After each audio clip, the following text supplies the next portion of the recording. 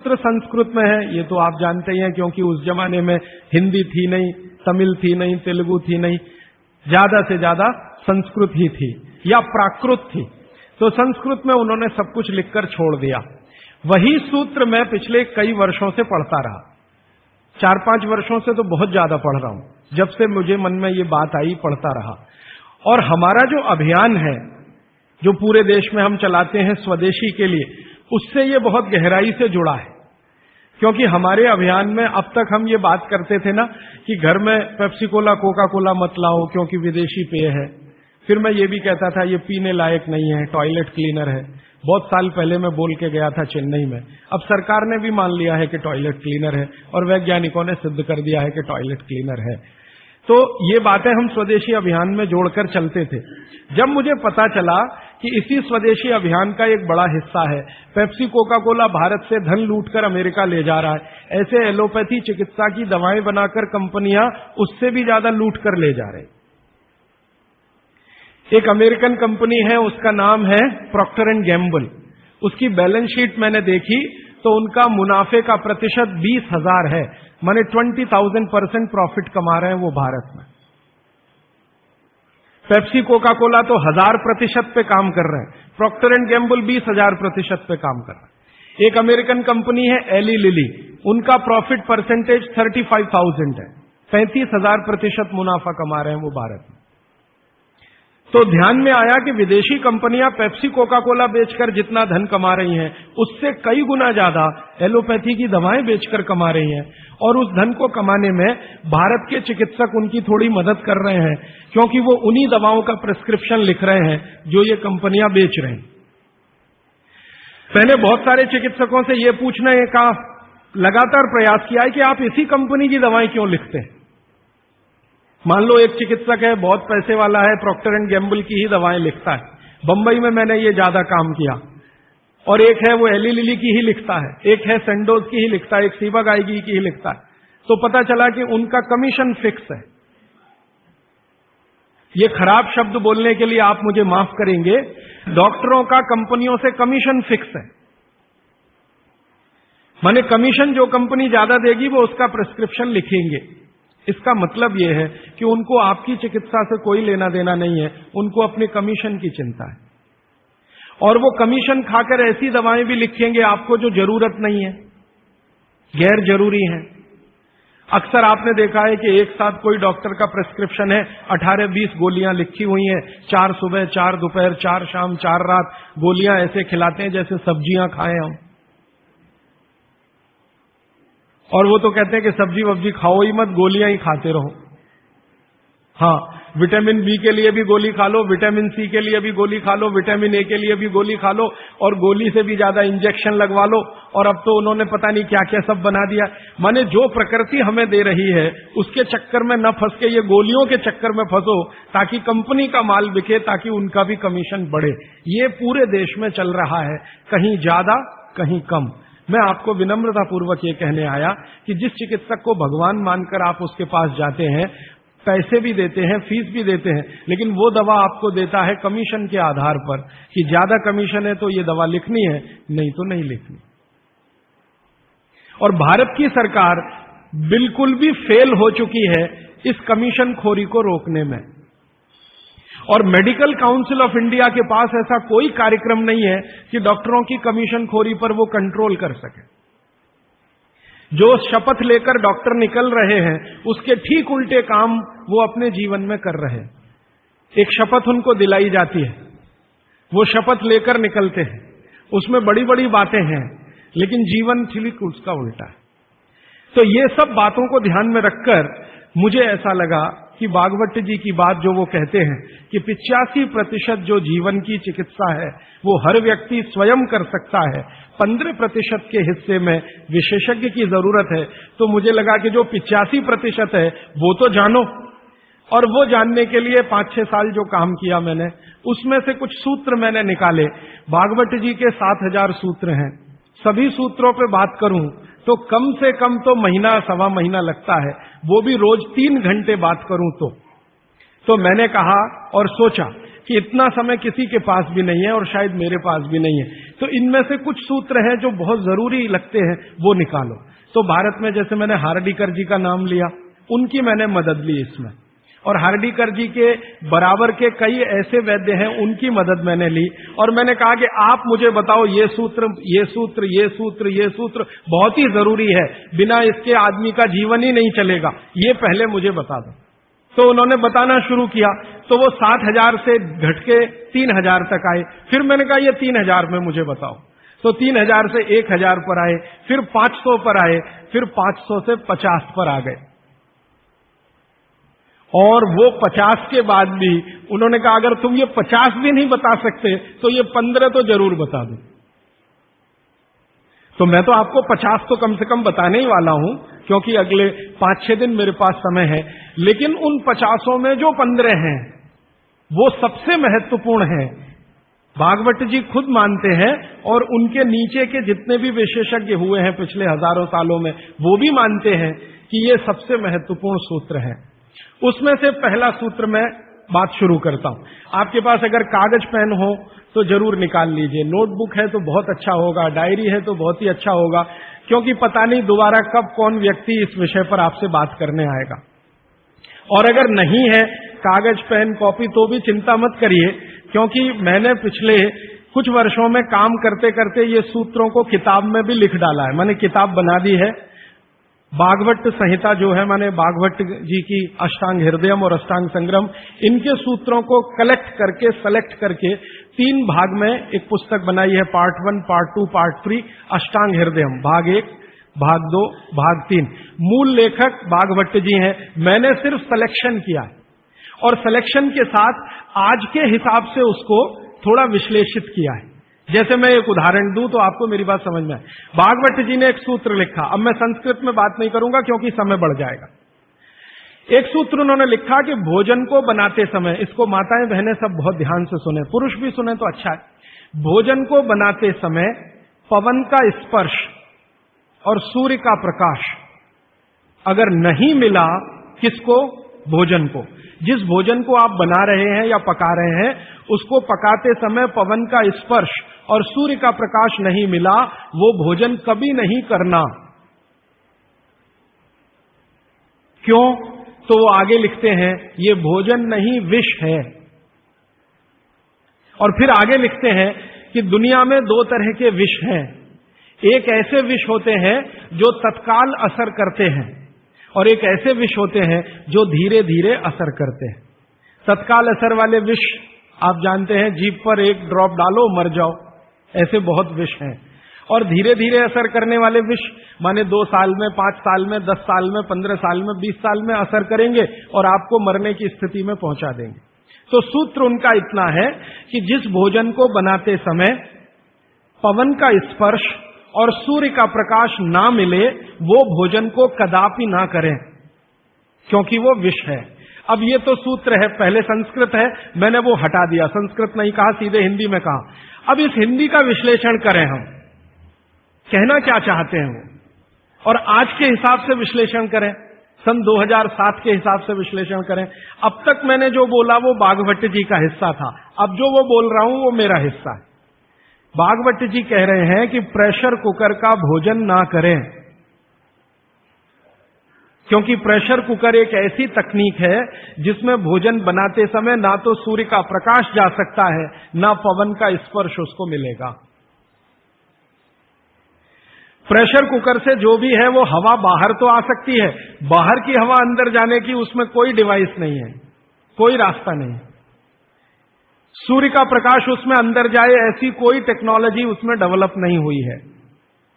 तो भागवत जी ने 3500 साल पहले कहा, शायद उनको ये अंतर चेतना में आ गया होगा कि ये कभी ना कभी आदमी प्रेशर कुकर बना ही लेगा। ये मैंने मजाक में कहा, लेकिन आज के हिसाब से आपको समझ में आए इसके लिए। तो वो ये कहते हैं कि प्रेशर कुकर का भोजन ना करें। माने हमारे घर में एक प्रेशर कुकर है जिस पर भागवत जी का सिद्धांत लागू नहीं होता।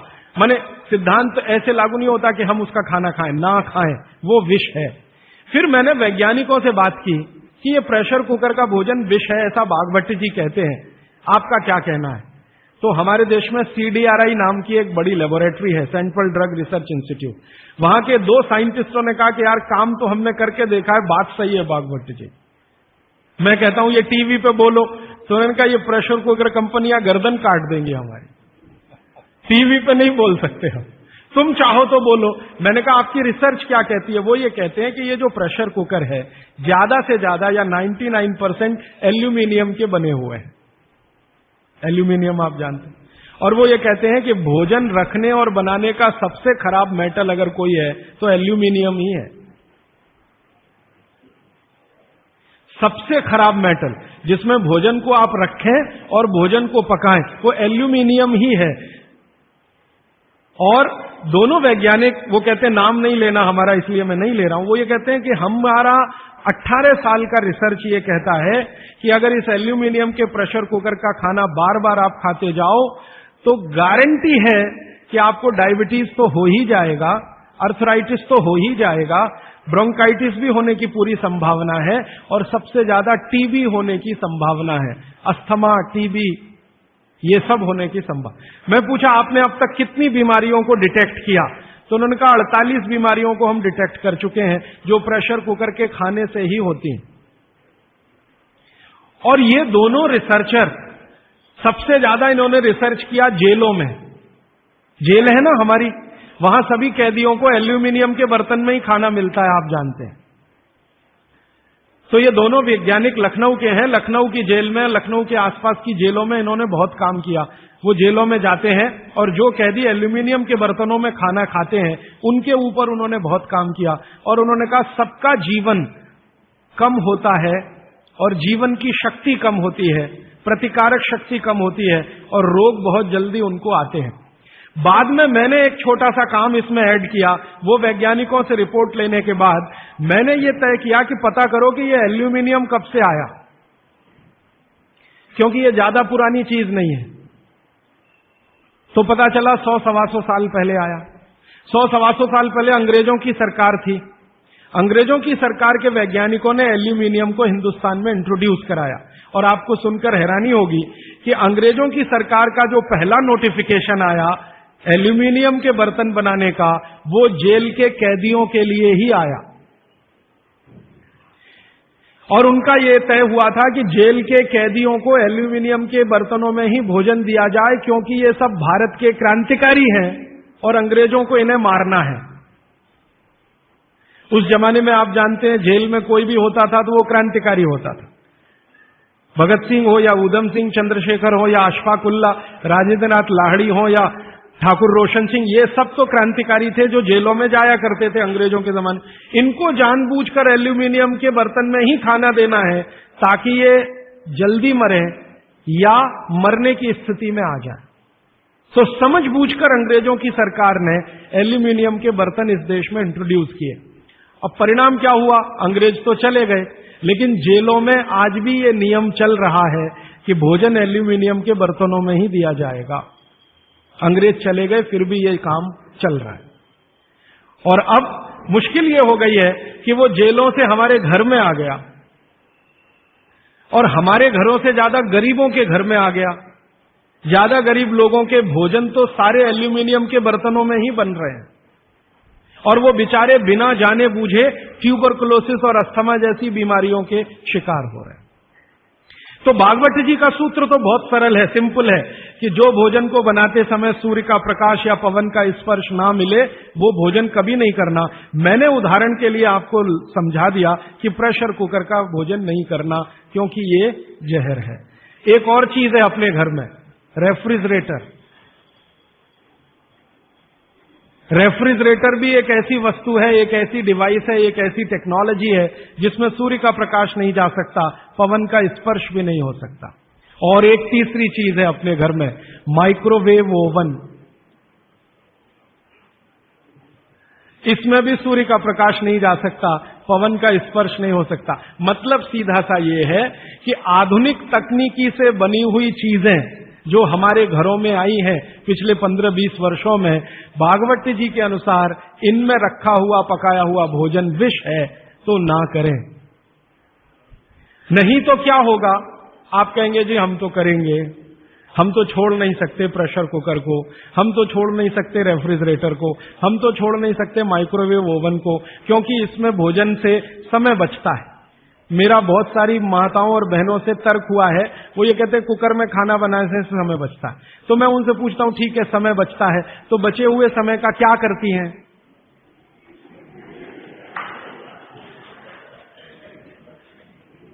तो ज्यादातर माताओं बहनों का उत्तर है सास भी कभी बहू देखते हैं। इधर प्रेशर कुकर में खाना बना के समय बचा, फिर हमने टीवी के सामने वो समय इन्वेस्ट कर दिया, तो नेट रिजल्ट क्या?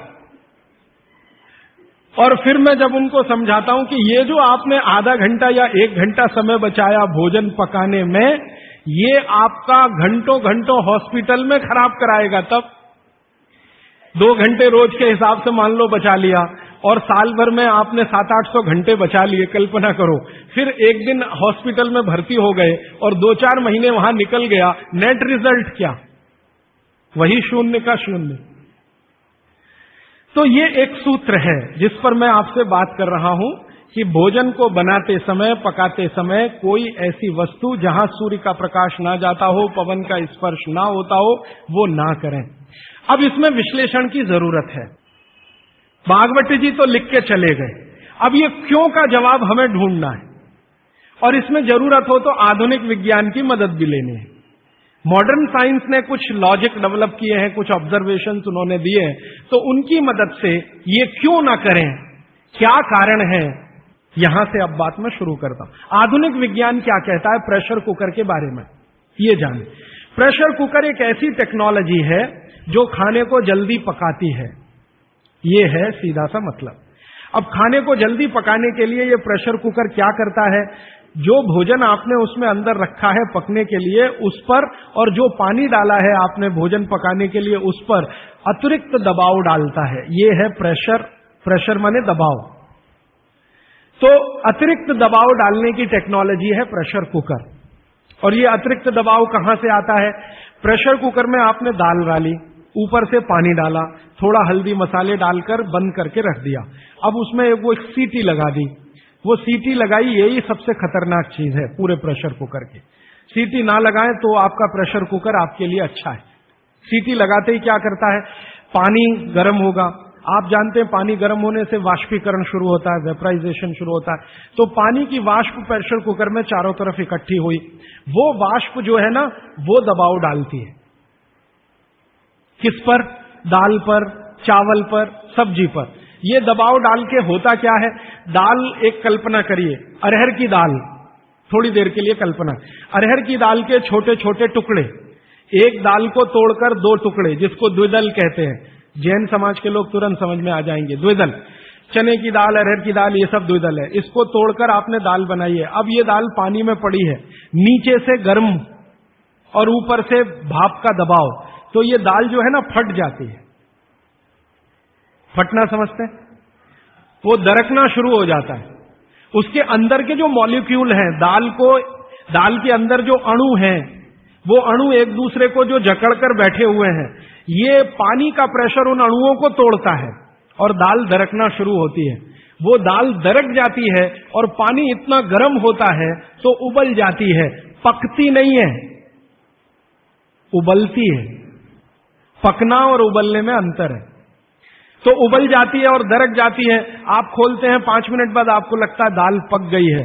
पक नहीं गई है, वो थोड़ी सॉफ्ट हो गई है, नरम हो गई है, क्योंकि नीचे से गर्मी पड़ी, ऊपर से प्रेशर पड़ा वाष्प का, वो पकी नहीं है, उबल गई है और उसका सॉफ्टनेस बढ़ गई है। तो आपने खा लिया तो आपने कहा पकी हुई दाल खा ली। माफ करिए, दाल पकी हुई नहीं है। फिर आप बोलेंगे जी पकी हुई दाल और इस दाल में क्या अंतर है? पकी हुई दाल का आयुर्वेद में एक सिद्धांत है। आयुर्वेद में वैसे सभी सिद्धांत हैं, उसमें से एक मैं आपसे बता रहा हूं। आयुर्वेद चिकित्सा ये कहती है कि जिस वस्तु को खेत में पकने में जितना ज्यादा समय लगता है, जिस वस्तु को पकने में खेत में जितना ज्यादा समय लगता है, भोजन रूप में पकने में भी उसको ज्यादा समय लगता है। अब अरहर की दाल की बात करें, आप में से थोड़ा भी गांव से जुड़ा हुआ कोई व्यक्ति होगा तो आप जानते हैं अरहर की दाल को खेत में पकने में कम से कम 7 से 8 महीने लगता है। कम से कम 7 से 8 महीना लगता है। क्यों? अरहर की दाल में जो कुछ भी है, जिसको आप न्यूट्रिएंट के रूप में जानते हैं, माइक्रो न्यूट्रिएंट के रूप में जानते हैं, सूक्ष्म पोषक तत्व के रूप में जानते हैं, वो मिट्टी से दाल तक आने में सबसे ज्यादा समय लगता है। ये जो मिट्टी है ना खेत की, ये माइक्रो न्यूट्रिएंट्स का खजाना है। खेत की मिट्टी में कैल्शियम है, खेत की मिट्टी में आयरन है, खेत की मिट्टी में सिलिकॉन है, कोबाल्ट है, जिप्सन है, जोरोन है, ये सब माइक्रो न्यूट्रिएंट्स खेत की मिट्टी में है। ये पौधे की जड़ में आते हैं, जड़ से तने में आते हैं, तने से फल में आते हैं। इस पूरी क्रिया में बहुत समय लगता है, तो इसलिए दाल को पकने में समय लगता है। तो आयुर्वेद ये कहता है कि जिस दाल को खेत में पकने में ज्यादा समय लगा, उसको घर में भी पकने में ज्यादा समय लगना चाहिए। क्यों? ये जो माइक्रो न्यूट्रिएंट्स धीरे धीरे एब्जॉर्ब हुए हैं दाल में, खींच कर आए हैं दाल में, इनको डिसॉल्व होने में भी धीरे धीरे ही समय लगेगा। आप दाल क्यों खाना चाहते हैं? आप दाल खाना चाहते हैं प्रोटीन के लिए। प्रोटीन कहां से आएगा? ये जो माइक्रो न्यूट्रिएंट्स का कलेक्शन दाल में इकट्ठा है, इनके टूट जाने पर, बिखर जाने पर, तो वो बिखरने और टूटने में उसको देरी लगने वाली है, क्योंकि आने में देरी लगी है। ये प्रकृति का सिद्धांत है, आयुर्वेद का नहीं कहना चाहिए, प्रकृति का सिद्धांत है। बच्चे को पेट के अंदर गर्भाशय में विकसित होने में समय लगता है। दुनिया में हर चीज को विकसित होने में समय लगता है, जल्दी कुछ नहीं होता। इसलिए दाल भी जल्दी नहीं पकती, बच्चा भी जल्दी नहीं होता। सभी चीजों में यह है, प्रकृति का नियम है। और प्रकृति का दूसरा नियम है कि जिन चीजों को पकने में, बड़ा होने में ज्यादा समय लगा है, उनको डिसॉल्व होने में भी ज्यादा समय लगेगा।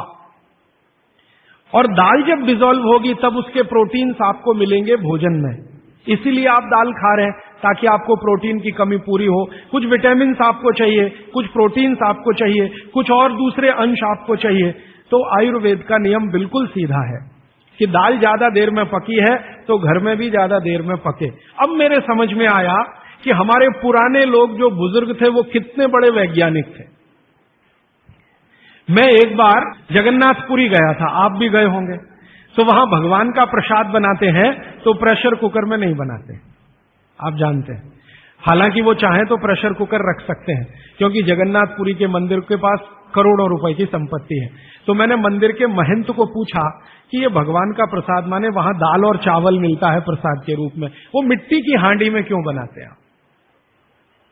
आप में से जो भी गए हैं जगन्नाथपुरी, आप जानते हैं वो मिट्टी की हांडी में दाल मिलती है और मिट्टी की हांडी में चावल मिलता है या खिचड़ी मिलती है, जो भी मिलता है प्रसाद के रूप में। तो मैंने महंत को पूछा कि आप ये मिट्टी की हांडी में ही क्यों बनाते हैं? तो उसने एक ही वाक्य कहा, मिट्टी पवित्र होती है। तो ठीक है, पवित्र होती है, ये हम सब जानते हैं। लेकिन वो जो नहीं कह पाया महंत, वो आपको मैं कहना चाहता हूं कि मिट्टी न सिर्फ पवित्र होती है, बल्कि मिट्टी सबसे ज्यादा वैज्ञानिक होती है। क्योंकि हमारा शरीर मिट्टी से बना है, मिट्टी में जो कुछ है वो शरीर में है, और शरीर में जो है वो मिट्टी में है। हम जब मरते हैं ना और शरीर को जला देते हैं तो 20 ग्राम मिट्टी में बदल जाता है पूरा शरीर। 70 किलो का शरीर, 80 किलो का शरीर मात्र 20 ग्राम मिट्टी में बदल जाता है, जिसको राख कहते हैं। और इस राख का मैंने विश्लेषण करवाया एक लेबोरेटरी में, तो उसमें कैल्शियम निकलता है, फास्फोरस निकलता है, आयरन निकलता है, जिंक निकलता है, सल्फर निकलता है, 18 माइक्रो न्यूट्रिएंट्स निकलते हैं मरे हुए आदमी की राख में। ये सब वही माइक्रो न्यूट्रिएंट्स हैं जो मिट्टी में है। इन्हीं 18 माइक्रो न्यूट्रिएंट से मिट्टी बनी है, यही 18 माइक्रो न्यूट्रिएंट शरीर में है जो मिट्टी में बदल जाता है। तो महंत का कहना कि मिट्टी पवित्र है, वो बहुत वैज्ञानिक स्टेटमेंट है। बस इतना ही है कि वो उसको एक्सप्लेन नहीं कर सकता। एक्सप्लेन क्यों नहीं कर सकता? आधुनिक विज्ञान उसने नहीं पढ़ा या उसको मालूम नहीं है। लेकिन आधुनिक विज्ञान का रिजल्ट मालूम है, पवित्रता। रिजल्ट उसे मालूम है, विश्लेषण नहीं मालूम। वो हमारे जैसे मूर्खों को मालूम है। मैं अपने को उस महंत की तुलना में मूर्ख मानता हूं। क्यों? क्योंकि मुझे ये विश्लेषण करने में 3 महीने लग गए, वो बात 3 मिनट में समझा दिया कि मिट्टी पवित्र है। तो ये मिट्टी की जो पवित्रता है, उसकी जो माइक्रो न्यूट्रिएंट्स की कैपेसिटी या कैपेबिलिटी है, उसमें से आई है। तो मिट्टी में दाल आई है, दाल आपने पकाई है, तो महंत कहता है कि मिट्टी पवित्र है, इसलिए हम मिट्टी के बर्तन में ही दाल पकाते हैं, भगवान को पवित्र चीज ही देते हैं, अपवित्र चीज भगवान को नहीं दे सकते।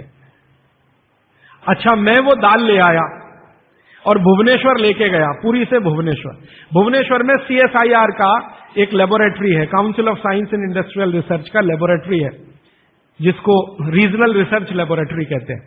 तो वहां ले गया, कुछ वैज्ञानिकों से कहा ये दाल है, उन्होंने कहा हाँ हाँ ये पुरी की दाल है। मैंने कहा इसका विश्लेषण करना है, इस दाल में क्या है। तो उन्होंने कहा यार ये तो बड़ा मुश्किल काम है, 6-8 महीने लगेगा। मैंने कहा ठीक है फिर भी। तो उन्होंने कहा हमारे पास पूरे इंस्ट्रूमेंट नहीं है, हमारे पास जो जो चाहिए वो नहीं है, आप दिल्ली ले जाओ तो बेहतर है। तो मैंने कहा दिल्ली ले गया तो खराब तो नहीं होगी? उन्होंने कहा नहीं होगी, क्योंकि ये मिट्टी में बनी है। तो पहली बार मुझे समझ में आया मिट्टी में बनी है तो खराब नहीं होगी। तो मैं ले गया दिल्ली तक, सच में ले गया। और भुवनेश्वर से दिल्ली पहुंचने में आप जानते हैं करीब करीब 36 घंटे से ज्यादा लगता है। दिल्ली में दिया, कुछ वैज्ञानिकों ने उस पर काम किया और उनका जो रिजल्ट है, जो रिसर्च है, जो रिपोर्ट है, वो ये है कि इस दाल में एक भी माइक्रो न्यूट्रिएंट कम नहीं हुआ पकाने के बाद भी। इस दाल में एक भी माइक्रो न्यूट्रिएंट कम नहीं हुआ पकाने के बाद भी। फिर मैंने उन्हीं वैज्ञानिकों को कहा कि भैया प्रेशर कुकर की दाल का भी जरा देख लो। तो उन्होंने कहा ठीक है वो भी देख लेते हैं। तो प्रेशर कुकर की दाल को जब उन्होंने रिसर्च करके देखा तो उन्होंने कहा इसमें माइक्रो न्यूट्रिएंट्स बहुत ही कम है। मैं पूछा परसेंटेज वाइज बता दो। तो उन्होंने कहा अगर अरहर की दाल को मिट्टी की हांडी में पकाओ और 100% माइक्रो न्यूट्रिएंट्स हैं तो कुकर में पकाने में 13% ही बचते हैं, 87% नष्ट हो गए। मैं पूछा कैसे नष्ट हुए? तो उन्होंने कहा ये जो प्रेशर पड़ा है ऊपर से और इसने दाल को पकने नहीं दिया, तोड़ दिया, मॉलिक्यूल्स टूट गए हैं, तो दाल तो बिखर गई है, पकी नहीं है, बिखर गई है, सॉफ्ट हो गई है। तो खाने में हमको ऐसा लग रहा है कि ये पका हुआ खा रहे हैं, लेकिन वास्तव में वो नहीं है। पके हुए से मतलब ये होता है कि जो माइक्रो न्यूट्रिएंट्स आपको कच्चे रूप में शरीर को उपयोग नहीं आते, उनको आप उपयोगी बना लें, इसको पका हुआ कहते हैं आयुर्वेद में। जो सूक्ष्म पोषक तत्व कच्ची अरहर की दाल खाने में शरीर को उपयोगी नहीं आएंगे, वो उपयोगी आने लायक बनाएं, उसको पका हुआ कहा जाता है या कहेंगे। तो उन्होंने कहा कि ये मिट्टी की हांडी की दाल बहुत बहुत क्वालिटी में ऊंची है, बशर्ते कि आपके प्रेशर कुकर की। और दूसरी बात तो आप सभी जानते हैं, वो मुझे सिर्फ रिपीट करनी है कि मिट्टी की हांडी की बनाई हुई दाल को खा लीजिए तो जो उसका स्वाद है वो जिंदगी भर नहीं भूलेंगे आप। इसका मतलब क्या है? भारत में चिकित्सा का और शास्त्र पाक कला का ऐसा विज्ञान विकसित हुआ है जहां क्वालिटी भी मेंटेन रहेगी और स्वाद भी मेंटेन रहेगा। तो मिट्टी की हांडी में बनाई हुई दाल को खाएं तो स्वाद बहुत अच्छा है और शरीर की पोषकता उसकी इतनी जबरदस्त है कि दाल का सही खाने का मतलब उसमें है। तब मैंने गांव गांव घूमता रहता हूं तो पूछना शुरू किया, तो बोलते हैं लोग कि ज्यादा नहीं, 30-40 साल पहले सब घर में मिट्टी की हांडी की दाल थी। मेरी दादी को पूछा तो दादी कहती है कि हम तो जिंदगी भर मिट्टी की दाल ही खाते रहे। तब मेरे समझ में आया कि मेरी दादी को डायबिटीज क्यों नहीं हुआ। तब मुझे समझ में आया उसको घुटने का दर्द क्यों नहीं हुआ। तब मुझे समझ में आया उसके 3200 दांत मरने के दिन तक सुरक्षित थे, क्योंकि हमने उसका अंतिम संस्कार किया। अगले दिन जब राखी लेने गए तो सारे दांत उसके 32 के 32 निकले। तब मेरे समझ में आया कि 94 साल की उम्र तक मरते समय चश्मा क्यों नहीं लगा उसकी आंखों पे, और जीवन के आखिरी दिन तक अपने कपड़े खुद अपने हाथ से धोते हुए मरी थी। ये कारण है कि शरीर को आवश्यक माइक्रो न्यूट्रिएंट्स की पूर्ति अगर नियमित रूप से होती रहे तो आपका शरीर ज्यादा दिनों तक बिना किसी दूसरे की मदद के काम करता है। तो माइक्रो न्यूट्रिएंट्स पूरा सप्लाई मिला दाल में, जो खाई थी उसने मिट्टी की हांडी में पका पका के। और न सिर्फ दाल पकाती थी वो मिट्टी की हांडी में, बल्कि दूध भी मिट्टी की हांडी में पकाती थी, घी भी मिट्टी की हांडी से ही निकालती थी, दही का मट्ठा भी मिट्टी की हांडी में ही बनता था। अब मेरे समझ में आया कि हजारों साल से मिट्टी के बर्तन क्यों इस देश में आए। हम भी एल्यूमिनियम बना सकते थे, देखिए, बात मैं आपसे कहने जा रहा हूं वो ये कि हिंदुस्तान भी 2000 साल पहले, 5000 साल पहले एल्यूमिनियम बना सकता था, क्योंकि एल्यूमिनियम का रॉ मटेरियल इस देश में भरपूर मात्रा में है। बॉक्साइट, हिंदुस्तान में बॉक्साइट के खजाने भरे पड़े हैं। कर्नाटक बहुत बड़ा भंडार, तमिलनाडु